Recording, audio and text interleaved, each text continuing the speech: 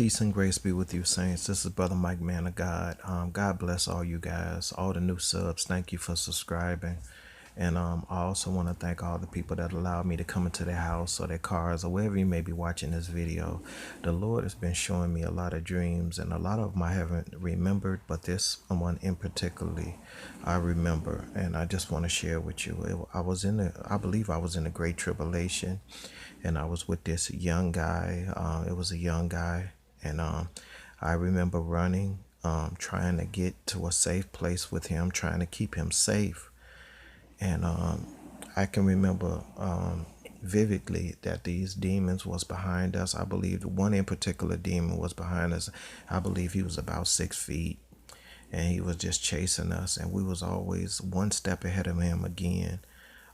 In these dreams, it's like I'm always one step ahead of these demons. And we were just running and running and running, trying to stay ahead of this demon. And I was just telling him to, catch your wind, catch your breath. And I can remember us. We got to this building, and I remember seeing this one big demon. He was a big demon, and he caught up with the little demon, and he was like, "Where did they go? Where did they go?" And the big demon was just furious at the little demon. Because the little demon was like, "Look, they just went this way, but I don't know where they went." And I guess the big demon was the bigger guy in charge, and he was just livid. He was just so mad. I think he hit the little demon a couple of times.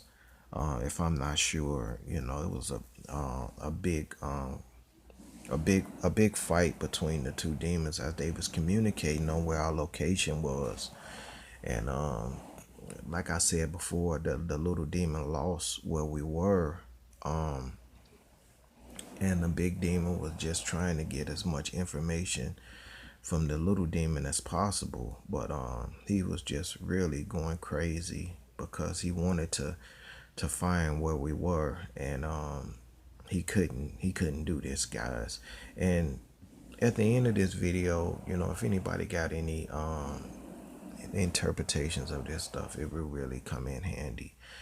So we got to this building, and the demon, it was this building looked just like this.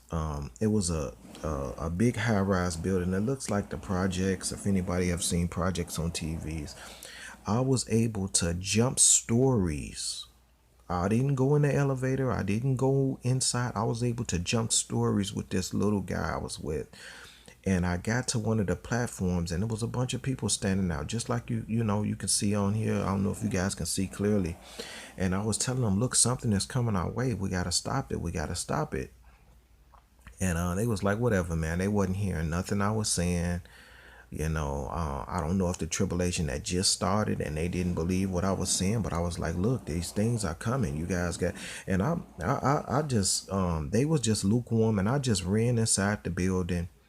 And this big demon, he looked up at the building, and he just started jumping on top of the building, too, trying to get our location. For some reason, he like knew where we were.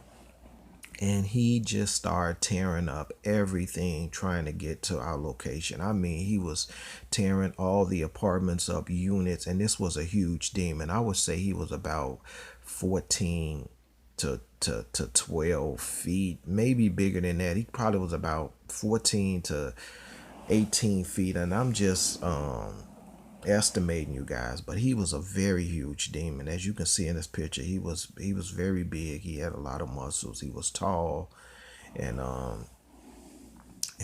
me and the boy, I just went inside the building, and I was just trying to stay ahead of him, but I can hear him just tearing everything up, trying to get to our location and trying to find us. He was going from apartment to apartment, just tearing it up.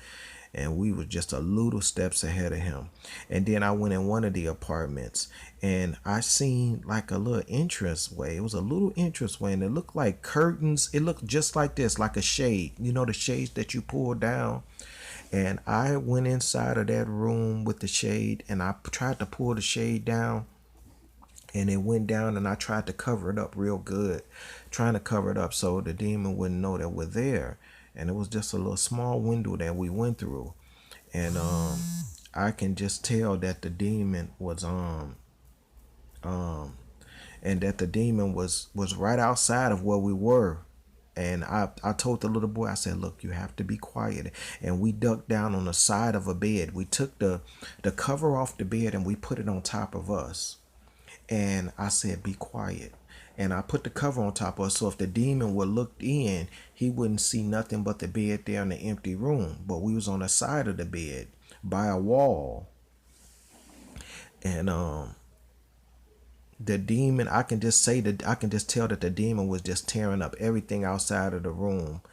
And then, you guys, I noted that if the demon had came in there, I can teleport. And then I just woke up.